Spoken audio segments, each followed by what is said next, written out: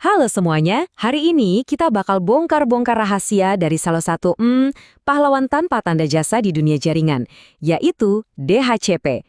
Ini loh, protokol yang kerja diam-diam di belakang layar, tapi bikin hidup digital kita jadi gampang banget.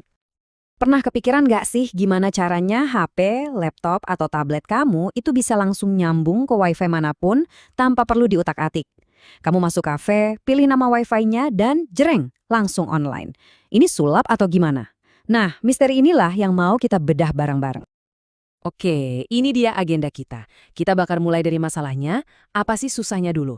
Terus kita lihat solusi cerdasnya, nanti kita bedah juga jabatan tangan Dora yang terkenal itu, lalu kita bahas soal sewa-menyewa dan pengikatan alamat IP, dan terakhir kita simpulkan kenapa semua ini penting banget. Yuk kita mundur sedikit ke masa lalu, zaman sebelum semuanya serba otomatis. Dulu tuh, ya ampun, buat nyambungin satu perangkat aja ke jaringan, itu kerjanya ribet banget, butuh ketelitian tingkat tinggi. Coba bayangin deh, kamu harus masukin semua ini manual, satu-satu. Alamat IP yang ibaratnya alamat rumah digital kamu. Terus subnet mask yang nentuin RT RW jaringan kamu. Ada default gateway, gerbang buat ke internet, dan lain-lainnya. Salah ketik satu angka aja, udah gagal connect. Sekarang, bayangin ngelakuin ini buat ratusan komputer di kantor. Wah, beneran mimpi buruk buat admin jaringan. Untungnya nih, para insinyur jaringan yang pinter-pinter itu nemuin solusi yang elegan banget buat ngatasin kekacauan ini. Solusinya adalah DHCP, Dynamic Host Configuration Protocol. Protokol yang bisa dibilang secara ajaib ngeberesin semua kerumitan ini buat kita. Jadi, intinya apa sih DHCP itu? Gampangnya gini, DHCP itu sistem yang bikin server di jaringan bisa minjemin alamat IP dan semua settingan penting lainnya ke perangkat kamu. Jadi, laptop atau HP kamu tuh langsung tahu gimana caranya ngobrol di jaringan itu. Oke, sekarang kita masuk ke bagian paling serunya. Gimana sih cara kerjanya? Proses di HCP ini sebenarnya mirip percakapan singkat, cuma ada 4 langkah antara perangkat kamu dan jaringannya. Biar gampang diingat, kita sebut aja proses jabatan tangan DORA. Nah, DORA ini singkatan dari Discover, Offer, Request, dan Acknowledgement. Gini ceritanya. Pertama, Discover, perangkat kamu baru nyambung, terus dia kayak teriak, "Woi, ada server DHCP di sini nggak?" Terus, Offer, server DHCP denger dan jawab, "Ada nih, kamu boleh pakai alamat IP ini."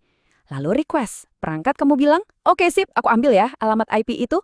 Terakhir acknowledgement, servernya konfirmasi, "Oke, sah, alamat itu buat kamu, nih sekalian settingan lengkapnya."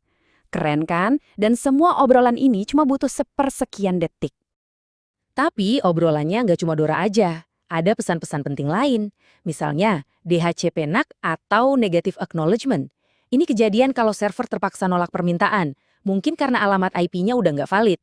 Ada juga nih DHCP Release. Ini pas kamu matiin WiFi, perangkat kamu tuh sopan banget. Dia ngirim pesan ke server, bilang, "Makasih ya, alamat IP-nya aku balikin."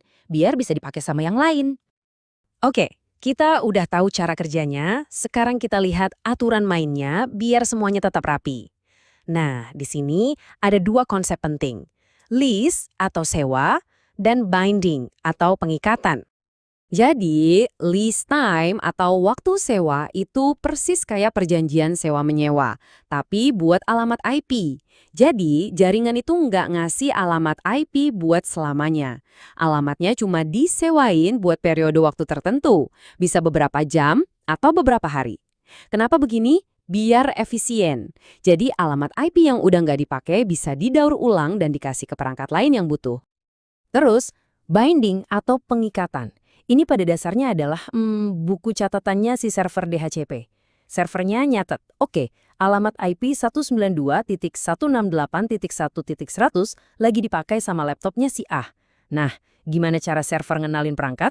Dia pakai alamat MAC, semacam nomor KTP unik yang ada di setiap kartu jaringan perangkat kamu. Nah, binding ini ada 2 macam, dinamis dan statis. Yang paling umum itu dinamis. Kamu dateng dapat alamat IP mana aja yang lagi kosong. Tapi buat perangkat penting kayak printer kantor atau server, kita pakainya binding statis. Ini ibaratnya ngasih kursi VIP ke perangkat itu. Alamat IP-nya dipesan khusus, nggak akan pernah berubah. Jadi semua orang di jaringan selalu tahu di mana nyarinya. Jadi, dalam prakteknya gimana? Seorang admin jaringan itu bakal ngatur.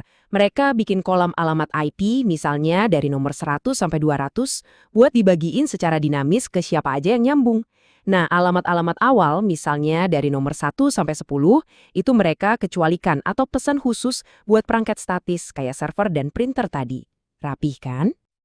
Oke, kita udah ngobrolin detail teknisnya. Sekarang yuk kita mundur dikit dan lihat gambaran besarnya. Kenapa sih semua ini penting banget buat kehidupan kita sehari-hari? Ini dia jawabannya. DHCP itu adalah protokol fundamental yang bikin jaringan modern bisa berjalan. Mulai dari Wi-Fi di rumah kamu sampai sistem perusahaan raksasa yang super kompleks. Tanpa DHCP, internet yang kita kenal sekarang ya nggak bakal ada. Setiap kali kamu nyambung ke Wi-Fi baru, setiap ada teman minta password Wi-Fi, itu DHCP yang kerja keras di belakang layar biar semuanya ya gitu aja, langsung nyambung. Jadi, DHCP itu cuma salah satu dari sekian banyak mesin tak terlihat yang jadi pondasi dunia digital kita. Ini jadi bikin mikir kan? Kira-kira protokol atau teknologi ajaib apa lagi ya yang kita pakai tiap hari, tapi kita nggak sadar sama sekali? Coba deh pikirin. Makasih ya udah nyimak.